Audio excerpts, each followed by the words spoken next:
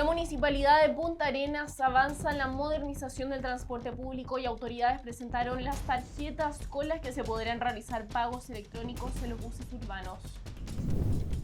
El fuerte sistema frontal de la semana pasada dejó a varios agricultores afectados por la crecida del río Maipo. Equipos de INDAP llenarán las fichas FIBE y gestionarán ayuda para los afectados. En el marco de los riesgos asociados a socavones y construcciones ilegales, el Ministerio de Vivienda y Urbanismo convocó a trabajadores de la construcción a capacitarse en la edificación sobre suelos salinos. Esto y más en Portavoz Noticias. Asociación Regional de Canales de Televisión de Señal Abierta de Chile, Arcatel, presenta Portavoz Noticias. ¿Qué tal? Sean muy bienvenidos y bienvenidas a una nueva edición de Portavoz Noticias. Acompáñennos a una nueva revisión de toda la actualidad informativa a lo largo del país.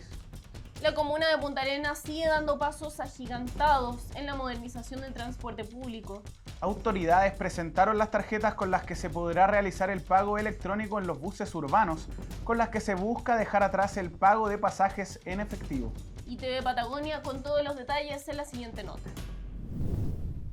Estos son los nuevos diseños que serán utilizados para tomar los buses del transporte público. Y es que desde hace un tiempo que se viene trabajando en la iniciativa de empezar a dejar de lado el efectivo para pagar las micros.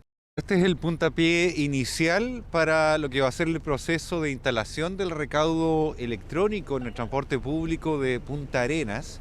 Es la llegada de la empresa también, VPay, a la región. Pero además también brindar mayor seguridad, y cuando hablamos de brindar mayor seguridad es que los operarios, en este caso los choferes, solamente se dediquen a la conducción y no tengan que estar sucediendo lo que hacen hoy día, que es solamente, que también es cortar los boletos, estar cobrando. Y estamos con los más altos estándares tecnológicos de los sistemas de pago a nivel mundial.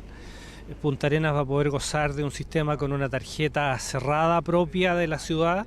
También se va a poder usar la tarjeta nacional estudiantil para el pago escolar y la máxima innovación, que es también el pago con tarjetas de crédito y débito. O sea, la gente no necesariamente va a tener que comprar una tarjeta para poder viajar, sino que también va a poder usar sus propias tarjetas bancarias para pagar el transporte.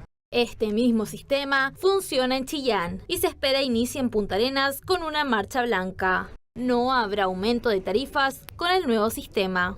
Las fechas aproximadas de implementación, tenemos una fecha teórica que sería noviembre de este año. Entre noviembre y diciembre estaría todo instalado. La empresa ha prometido que va a trabajar aceleradamente. Es probable que se adelante a esa fecha. Y una vez que esté implementado el sistema físicamente en los buses y todo funcionando y conectado, se va a dar una marcha blanca de 2 a 3 meses en que van a convivir los dos sistemas. Esto es el sistema de pago con monedas en efectivo y el sistema de pago electrónico van a convivir 2 o 3 meses. Tal y como funciona la VIP, usted tendrá que pasar su tarjeta o celular al tótem y así se hará el cobro. Desafortunadamente, todavía no estará la opción de hacer transbordo. Va a poner centros de recarga y hacer toda una actividad de despliegue en la ciudad para que las personas puedan acceder a estas tarjetas también. En los próximos meses vamos a estar viéndolos en distintos lugares de la ciudad. Hay 83 centros que se van a implementar para recarga, además de tótems que van a estar instalados en distintos puntos de la ciudad, donde las personas van a poder hacer la recarga muy cerca de casa, cerca de los paraderos también. La tarjeta tendrá un precio inferior a los 1.500 pesos y funcionará en las 70 micros de la ciudad. El aumento del río Maipo, ocasionado por el fuerte sistema frontal de la semana pasada, dejó a varios agricultores afectados. Es por esto que equipos de INDAP realizarán trabajos en terreno para llenar la ficha FIDE y gestionar las ayudas correspondientes. Canal 2 de San Antonio con todos los detalles. El sistema frontal que afectó a la zona centro-sur de nuestro país trajo consigo la crecida del río Maipo, aumento del agua que dejó a algunos agricultores afectados, por lo que los equipos de la Delegación Presidencial de San Antonio, junto a los municipales, han estado monitoreando la situación. Del mismo modo, se está trabajando con INDAP para comenzar con el catastro por medio de las fichas FIBE. Fue Ivo González, jefe de gabinete de la delegación provincial, quien entregó más detalles. Equipos de la delegación, también equipos municipales estuvieron desplegados en el río Maipo para ver el tema de la crecida en función de las lluvias que hubo en Santiago. Nosotros tenemos un desfase de alrededor de unas 12, 14 horas de la cantidad de lluvia que hay en Santiago y lo que llega al río Maipo, por lo tanto hay un seguimiento tanto de la estación Cabimbao como también una inspección visual para que no existan problemáticas. ¿Hay algún agricultor afectado hasta el momento por el río Maipo? Sí, hay agricultores que fueron afectados en sus siembras, en sus chacras. Ya conversamos con INDAP, conversamos con agricultores, el lunes se aplicarían el catastro específico para poder generar algunas fichas FIBE y ver cómo poder aportar frente a esa situación. Con la suspensión de clases se logró que el flujo de personas disminuyera durante los días del sistema frontal. A esto se suma el buen comportamiento de la comunidad, evitando que se registraran incidentes. Hicimos la reflexión de que efectivamente la población tuvo un muy buen comportamiento y que eso facilitó de que no existiesen accidentes de tránsito por los distintos semáforos que se apagaron, etcétera. Y que evidentemente cayó menos agua de lo que teníamos pronosticado. La Armada, eso de a mediodía nos confirmó que cayeron alrededor de 30 milímetros en Faro Panul, eso dista enormemente a la cantidad de lo que teníamos pronosticado previamente. El aeródromo de Santo Domingo, dependiente de la Dirección Meteorológica de Chile, informó que las precipitaciones en las últimas 48 horas registraron 40 milímetros de lluvia, de los cuales 32 milímetros cayeron en tan solo 24 horas. La precipitación total acumulada en la fecha alcanza los 107,9 milímetros, superior a los 81,0 milímetros registrados en la misma fecha el año pasado. No obstante, persiste un déficit de precipitación acumulada del 33,4% respecto a la norma, que es de 162,1 milímetros para esta época del año. La media anual de precipitaciones se sitúa en 422,6 milímetros. La sanantonina y licenciada en geofísica, Francisca Jofré, entregó más detalles del sistema frontal. Acá en San Antonio la precipitación no fue tan extrema, pero sí tuvo un temporal como en los viejos tiempos. La precipitación registrada por la estación meteorológica ubicada en Santo Domingo fue de 40 milímetros que se acumularon aproximadamente en 30 horas. La intensidad del viento era cercana a los 25 kilómetros por hora frente a las costas de San Antonio. Si bien lo más intenso del frente fue durante la mañana del jueves en la zona central, detrás del frente viene lo que se llama en meteorología la inestabilidad postfrontal, que dejó tormentas eléctricas en San Antonio la noche del jueves y la madrugada del viernes. Se esperan nuevas precipitaciones durante los próximos días, por lo que el llamado a la comunidad es a tomar las precauciones necesarias para evitar incidentes. Del mismo modo, no acercarse al mar ante el anuncio de marejadas. El Ministerio de Vivienda y Urbanismo convocó a trabajadores de la construcción a capacitarse en la edificación sobre suelos salinos. Todo esto en el marco de los riesgos asociados a socavones y construcciones ilegales. Lo revisamos en la nota de Iquique Televisión. Una dificultad a la hora de diseñar, proyectar y construir en nuestra región, así como en la mayoría del norte de Chile, es la alta composición salina del suelo. Un inconveniente que muchas veces ha tenido repercusiones lamentables debido al daño que han sufrido construcciones y conjuntos de viviendas sociales, especialmente en la comuna de Alto Hospicio con los llamados socavones. Para avanzar en el conocimiento y aplicación de técnicas de edificación en suelos salinos, la Seremi de Vivienda de Tarapacá, junto a otras instituciones, iniciaron un curso para convocar tanto a profesionales como a obreros de la construcción. Tiene que ver con el plan en general de suelo salino que nosotros estamos llevando en el ministerio, que tiene que ver con cambiar la lógica reactiva de atender solo los socavones a una lógica más preventiva y propositiva, y en eso hemos generado una alianza súper interesante con CENSE, con INACAP, con la Cámara Chilena de Construcción, para avanzar en capacitación de maestras y maestros de la construcción y también profesionales de la construcción para especializarse en la fiscalización y en la construcción en suelo salino. El curso de 20 horas lo realiza el Departamento de Educación Continua de INACAP y comenzó con capacitación para los profesionales del MIMBU.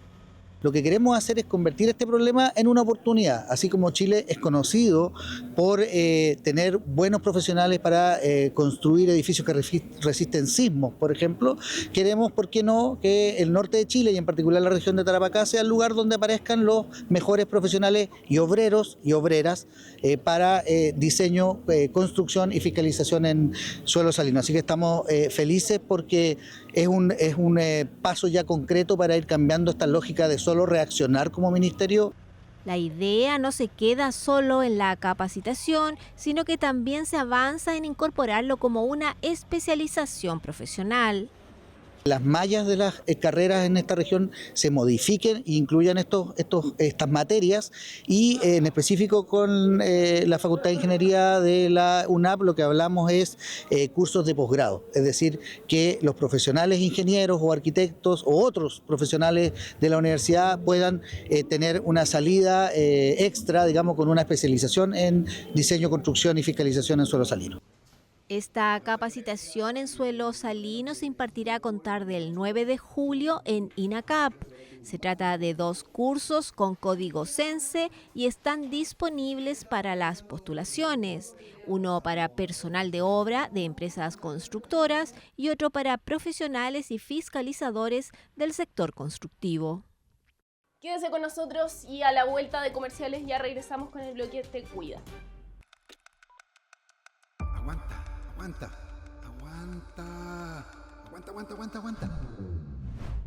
El mundo está enfrentando el fenómeno de la desinformación, un problema antiguo que ha recobrado impacto gracias al alcance de Internet y las redes sociales. En resumen, es información falsa, inexacta o engañosa, que es creada, presentada y difundida con intención, a propósito. Por eso, aguanta, detente un momento para comprender la información, chequea. Revisa quién dice la información y no te quedes solo con el titular. Revisa su fuente y si es un medio confiable. Chequea su autor y la fecha de publicación. Y luego de que sepas que es una noticia comprobable, comparte en tus redes sociales, en tus grupos familiares o con quien tú quieras. La desinformación es un problema real y nos afecta a todos y todas. Por eso, aguanta, chequea y luego comparte. Gobierno de Chile. Chile avanza contigo. El síndrome de ovario poliquístico, conocido como SOP, es una enfermedad que lleva a una producción excesiva de testosterona, causa desequilibrios hormonales que interrumpen la ovulación, entre otros síntomas. Se trata de una patología que afecta alrededor del 8% al 13% de las mujeres y niñas en edad reproductiva en todo el mundo, según las cifras que da la Organización Mundial de la Salud. Pero hasta el 70% podría estar experimentándolo. Para conversar de esto en detalle, tomamos contacto con la doctora Fernanda Garrido, ginecóloga de Clínica Universidad de los Andes. ¿Cómo está, doctora? Bienvenida. Muchas gracias por la invitación. Muchas gracias por acompañarnos. Bueno, ¿de qué se trata el síndrome de ovario poliquístico y cuáles son sus principales síntomas, además de lo que ya mencionaba en la introducción, ¿no? Claro, como dice el nombre, este es un síndrome y que desafortunadamente en el tiempo ha sido muy relacionado a tener quistes en los ovarios y no hay nada más alejado que eso. En el ovario lo que se ve en la ecografía es un aspecto poliquístico y que básicamente responde esta imagen al proceso o a la alteración principal de este síndrome, que es la alteración de la ovulación. Hay una disfunción ovulatoria.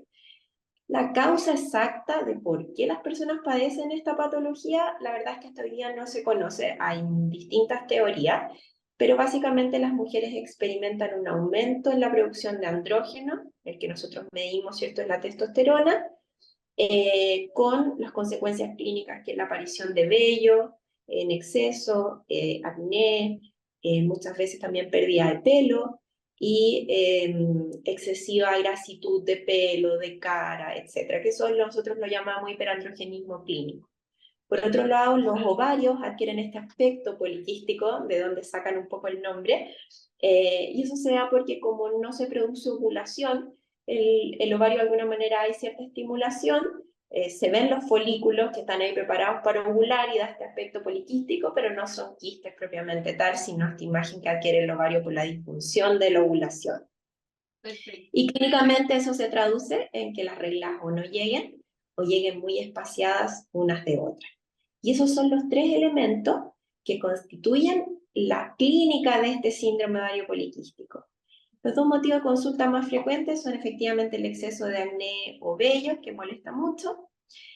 Los otros son la irregularidad de la regla, y en algún porcentaje de mujeres, que en general no le han tomado mucha importancia a estos otros dos aspectos o no son muy patentes, la infertilidad, ¿ya? La dificultad para lograr un embarazo. Doctora, ¿y en qué etapa de la vida se desarrolla este síndrome? ¿Es ya cuando la persona nace? ¿Se va desarrollando después del tiempo? ¿Cómo también es el diagnóstico de este síndrome y en qué momento ocurre, empieza a manifestarse también? Porque me imagino que una persona puede tener el síntoma, o sea, el síndrome, pero no manifestarlo necesariamente o que sea tan notorio los síntomas, ¿no? Y es un síndrome que es de por vida, tiene cura, han avanzado en tratamientos quizás para encontrar una posible solución una posible cura quizás para esta enfermedad. Mira, respondiendo a la primera pregunta, ¿en qué momento se manifiesta? Se podría manifestar en cualquier etapa de la vida reproductiva o en la etapa fértil, pero lo más frecuente es que las mujeres empiecen ya a desarrollar alguna sintomatología en la etapa de la adolescencia, ya los primeros años después de la menarquia o de la primera regla de la vida. Entonces es bien habitual que ahí empiecen ya a aparecer las irregularidades menstruales o un exceso de vello, de acné, que ya nos empiezan a alertar de que posiblemente esta mujer pueda efectivamente tener un síndrome ovario poliquístico. El diagnóstico muchas veces se hace en la adolescencia, pero es un diagnóstico que hay que revisar en la medida que van pasando los años. Ojalá cuando hayan pasado por lo menos 6 o 7 años después de la primera regla, ya que hay algunas condiciones que son fisiológicas y que nos pueden hacer diagnosticar erróneamente un síndrome ovario poliquístico. ¿Y qué es lo que pasa? Que en la medida que va pasando la edad, y uno alcanza más o menos los 20, 22 años, si uno revisa, esas pacientes al parecer como que se hubiesen sanado. Entonces no hay que quedarse muchas veces con el diagnóstico en la adolescencia. No es que no se pueda hacer, pero hay que ser mucho más estricto para hacerlo y después revisarlo. Entonces es una condición que cuando es bien diagnosticada, uno sabe que es una condición que es de por vida, pero hay algunas cosas o factores que puedan hacer que aparezca más tardíamente, como por ejemplo tener un alza de peso importante, desarrollar una insulinoresistencia, una diabetes, son algunos de los factores que uno puede hacer de que aparezca el síndrome, que tiene una carga genética bien importante. Perfecto. Doctora, y con respecto, usted lo mencionaba, con respecto a la fertilidad, una persona que tiene ovario poliquístico, sí o sí va a tener problemas con respecto a esto, o quizás no va a poder ser fértil, no va a poder tener hijos finalmente, o es en algunos casos sí y en otros no. ¿Cómo es eso? Las pacientes con ovario poliquístico no son infértiles propiamente tal, tienen una subfertilidad. Uno, para embarazarse lo básico es poder ovular, ¿cierto? Para poder conseguir un embrioncito. Entonces, como estas pacientes tienen efectivamente una disfunción en la ovulación, estas pacientes naturalmente no logran las mismas tasas de embarazo que una mujer sana que ovula todos los meses y que tiene un mejor chance, ¿cierto?, de lograr embarazo. Entonces, de ahí viene que estas mujeres tengan una subfertilidad. Y es donde nosotros, si es que eso se presenta, podemos hacer algunas intervenciones. Hay un 30% de coexistencia entre síndrome ovario poliquístico e insulinoresistencia, que también es un factor que disminuye la fertilidad. Entonces, muchas veces mejorando, por ejemplo, la insulinoresistencia, logramos mejorar el patrón ovulatorio y que estas mujeres se embaracen en forma espontánea. Y hay otras alternativas que son ya de medicina reproductiva propiamente tal, como la estimulación de la ovulación, que puede ser desde cosas muy básicas como solamente un seguimiento del folículo, ayudar a que ese folículo se ovule, y hay algunas que van a tener que necesitar alguna técnica de reproducción asistida, sobre todo cuando hay a veces algunos otros factores involucrados. Doctora, con respecto a los chequeos, ¿cómo se puede saber que una persona tiene ovario poliquístico? ¿Basta, por ejemplo, con el chequeo anual que suelen hacerse las mujeres, que nos hacemos las mujeres una vez al año quizás, o hay un examen especial para detectar esto? además de los síntomas, por supuesto. Sí, en el control anual de cualquier, en el fondo, ginecólogo, lo que uno hace es preguntarle por el patrón de regla y habitualmente nuestros pacientes te consultan cuando tienen un exceso de acné o de pelos, entonces es difícil que sea un diagnóstico que se pase por alto. La recomendación a todas las mujeres cuando vayan a su visita ginecológica es que recuerden cómo está su patrón de regla y si a alguna de ellas le hicieron el diagnóstico en la adolescencia y llevan tomando anticonceptivos por muchos años y se han quedado con ese diagnóstico, es bueno volver a consultar y volver a revisar si es que efectivamente son realmente pacientes con síndrome ovario poliquístico o eventualmente hubo un diagnóstico que no se hizo bien en la adolescencia porque es un periodo que es un poco confundente para hacer el diagnóstico. Perfecto, doctora, con respecto a los tratamientos, ya, ¿qué avances se ven en los tratamientos para ovario poliquístico? ¿Cuáles hay disponibles? También en términos de salud pública, si está cubierto. Y también preguntarle por ejemplo, los mitos que se pueden generar con respecto a esta patología. Por ejemplo, usted lo mencionaba, las pastillas anticonceptivas. ¿Hay algunas pastillas que pueden influir en que una persona pueda tener ovario poliquístico? ¿Podemos aclarar un poco eso también? Perfecto.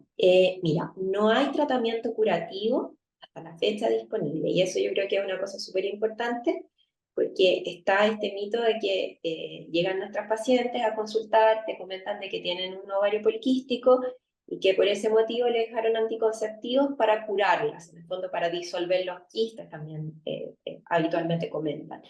Y no, los anticonceptivos no tienen ningún efecto curativo sobre el ovario, sobre el síndrome ovario poliquístico, pero sí manejan algunos de los síntomas. Hacen que las reglas se vuelvan regulares, que no es que la regla propiamente tal se regularice, sino que uno toma hormonas por algunos días, después tienen estos comprimidos que vienen de placebo, ¿cierto? Y el endometrio cae. Entonces no son reglas espontáneas, no significa que nuestras hormonas hayan vuelto a funcionar, pero sí tenemos una regularidad menstrual que en este caso es importante, porque no son pacientes que al no ovular no generen hormonas. Y eso es nocivo para el endometrio. Cuando se engruesa demasiado, podemos desarrollar patología precancerosa o cancerosa del endometrio. Finalmente es el motivo por el cual al dar anticonceptivos nosotros favorecemos que este endometrio vaya cayendo todos los meses.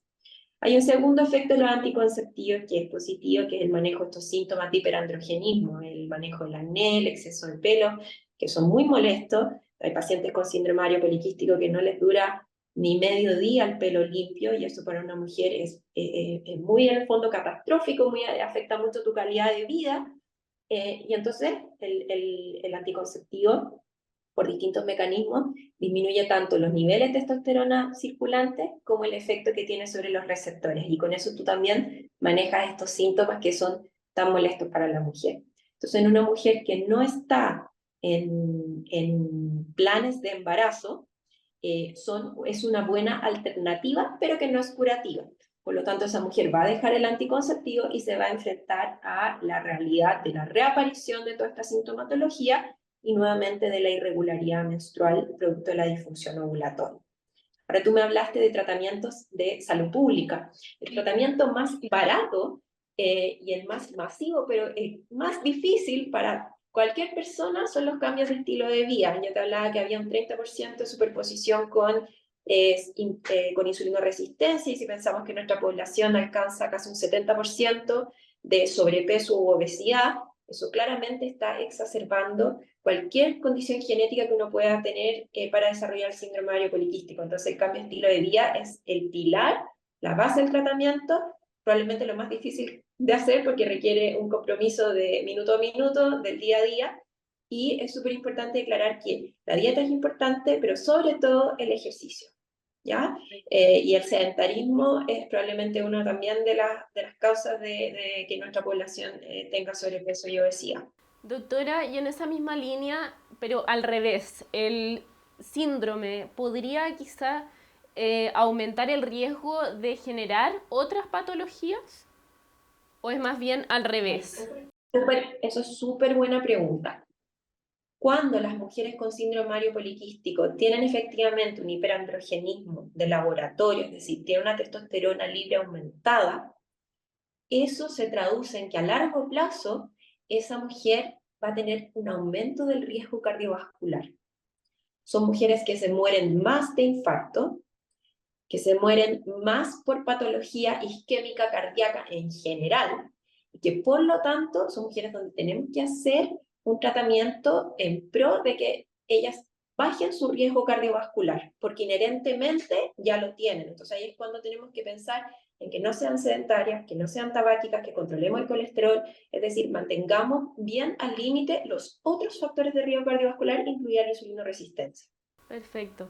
Bueno, doctora, muchas gracias por acompañarnos hoy día en esta entrevista y reiteramos también el llamado que es mantener el cuidado y también mantener los chequeos, ¿o no?, anuales, y quizá si se nota algún síntoma o algo que llame la atención, ir a consultarlo con un especialista, ¿no? De todas maneras, el control ginecológico debe ser anual para todas las mujeres, y para que saquen mayor provecho a su control, llevar estos datos de la regularidad menstrual, especialmente en aquellas mujeres que no usan métodos anticonceptivos hormonales, es un dato valiosísimo para nosotros porque nos permite pesquisar patología. Así que, de todas maneras, la invitación es que todas las mujeres se hagan su chequeo anual, porque el ginecólogo es un poquito más que solamente la parte de útero y ovario, o vagina o Papa Nicolau, sino que también somos su médico de cabecera. Así que nuestro objetivo es mantenerlas sanas. Bueno, doctora, muchas gracias por acompañarnos hoy día. Que le vaya muy bien. Gracias a ustedes por la invitación.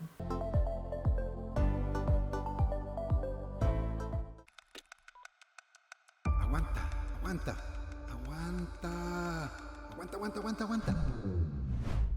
El mundo está enfrentando el fenómeno de la desinformación, un problema antiguo que ha recobrado impacto gracias al alcance de Internet y las redes sociales. En resumen, es información falsa, inexacta o engañosa, que es creada, presentada y difundida con intención, a propósito. Por eso, aguanta, detente un momento para comprender la información. Chequea. Revisa quién dice la información y no te quedes solo con el titular. Revisa su fuente y si es un medio confiable. Chequea su autor y la fecha de publicación. Y luego de que sepas que es una noticia comprobable, comparte en tus redes sociales, en tus grupos familiares o con quien tú quieras. La desinformación es un problema real y nos afecta a todos y todas. Por eso, aguanta, chequea y luego comparte. Gobierno de Chile. Chile avanza contigo. Rotary Club de Pucón entregó al alcalde Carlos Barra una significativa donación de 100 especies arbóreas destinadas a la reforestación en la comuna lacustre. Revisamos la siguiente información en la nota de Pucón TV. El lunes pasado, el alcalde de Pucón, Carlos Barra, fue beneficiario de una notable donación de 100 especies arbóreas por parte de los miembros del Rotary Club. Esta donación está destinada a impulsar los esfuerzos de reforestación en la comuna lacustre. Esta acción marca un hito significativo en el último año de gestión del actual presidente del Rotary Club, Rubén Aranda. Mire, la verdad que esta es una iniciativa propia del club que quiso terminar este año del periodo que me toca a mí, dejando una esperanza. Y invité a mi amigo y socio alcalde, Carlitos Barra, para que juntos hiciéramos esta acción, para que el pueblo más adelante se dé cuenta y vea de que hubo gente que se preocupó por el medio ambiente. El Rotary se ha caracterizado siempre de preocuparse de su ciudad, de su pueblo, y hoy día está haciendo una gran colaboración al medio ambiente, así que en nombre del municipio, de los funcionarios que me acompañan y de la ciudadanía de Pucón, hago un reconocimiento y un agradecimiento muy especial al Rotary Club de Pucón. Bueno, el día de hoy estamos materializando, estamos reforestando las especies arbóreas que el Rotary hizo entrega. Son 100 especies en donde son árboles ulmos, coigües y arrayanes, los cuales se van a materializar acá en la Plaza de Armas, en el Paseo Autobuenchuager y en el Bandejón Central de Caburga. Así que estamos muy contentos porque igual la idea de nosotros es seguir reforestando con especies nativas, sobre todo el ulmo que sirve para la polinización, y esta especie de los coigües, ya que vamos a reemplazar dentro de la plaza varios árboles que ya están secos, entonces obviamente la idea es poder reforestar nuevamente con las mismas especies. La entrega de más de 100 especies nativas no solo evidencia el compromiso del Rotary Club con el medio ambiente, sino que también consolida la colaboración entre la comunidad y el municipio en la preservación y mejora del entorno natural en Pucón. Y con esto damos por finalizada la revisión de las noticias de esta jornada. La información de las regiones la pueden encontrar a través de nuestra página web www.portavoznoticias.cl. Y recuerden que también nos pueden encontrar en las redes sociales. Muchas gracias por acompañarnos y ya nos reencontramos para una nueva edición de Portavoz Noticias. Hasta pronto. Asociación Regional de Canales de Televisión de Señal Abierta de Chile. Arcatel presentó Portavoz Noticias.